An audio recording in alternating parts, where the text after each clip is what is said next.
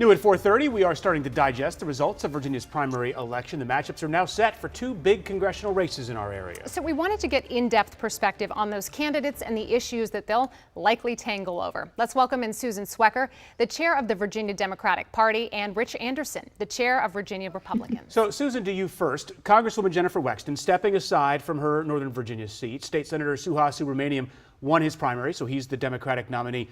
What does he have to do for Democrats to be able to hold on to that seat? Look, I want to say we were very happy to get past our primaries and focus on November.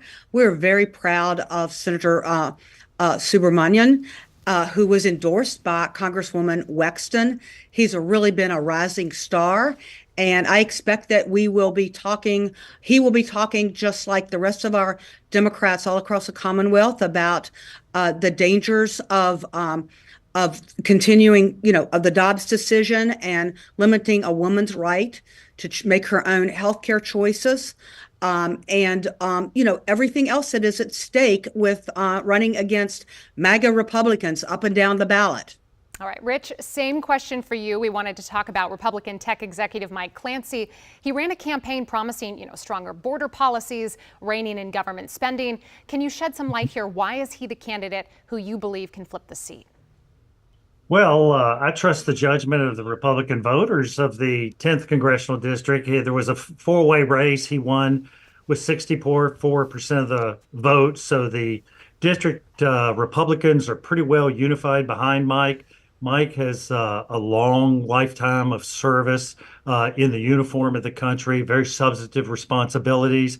And I think he is speaking to the issues that are foremost on the minds of the voters, and that is the economy, jobs, and those sorts of related issues.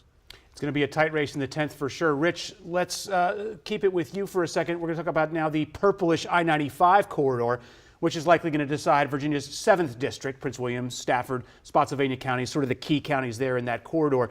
Abigail Spanberger holds the seat now, the Democrat. She's obviously going to be running for governor next November. So Eugene Vindman, Derek Anderson, that is the matchup here. Two men who have worked in political roles, but they've never held elected office themselves. So I want to ask you straight up this. What are the challenges for Democrats, you think, to hold this seat?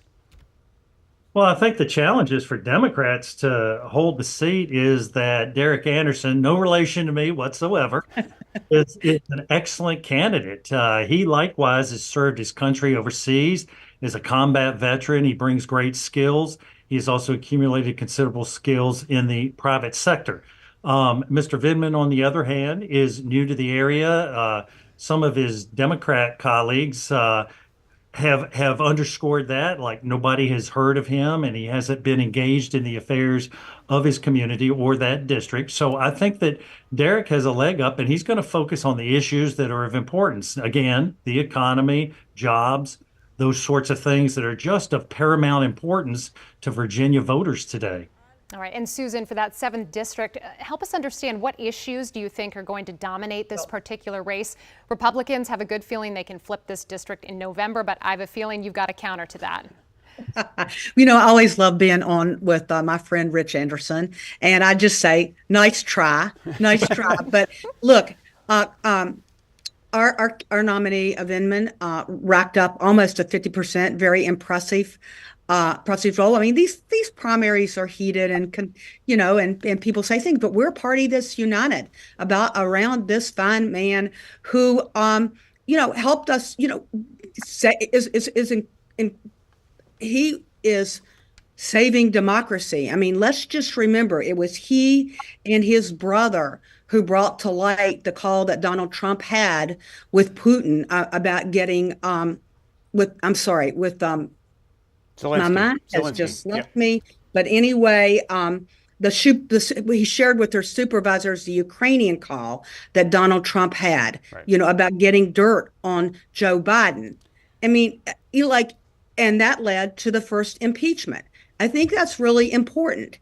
And, he is, in the community. He has reached out. I do think when we have these, as Rich said, these primaries and you see big wins by your nominees, that your party does consolidate. and get behind the nominee, and we're ready to roll. All right. Zelensky was the name that you were looking for there. Just by the way, I don't know what happened. okay. I think I was up too late last night on all the primary stuff, and you just at a certain age you have those moments, right? It happens. Susan, lead us off on this next one. Just handicap the Senate race for us real quick. Tim Kaine, Republican challenger, hung cow.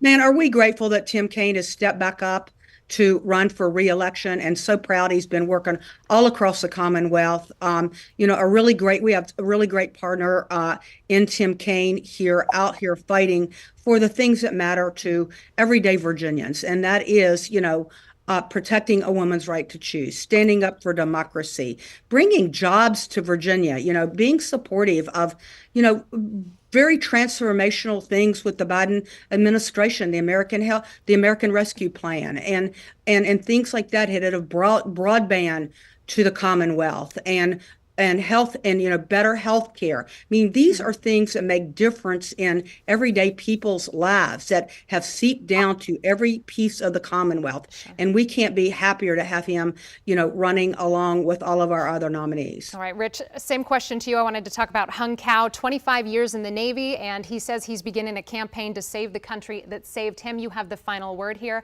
What say you? Right, well, I'm equally pleased that Hung Kao is our nominee after this spirited contest concluded last night. As you say, senior military officer, Navy SEAL, has a distinguished career in the private sector in the defense industry.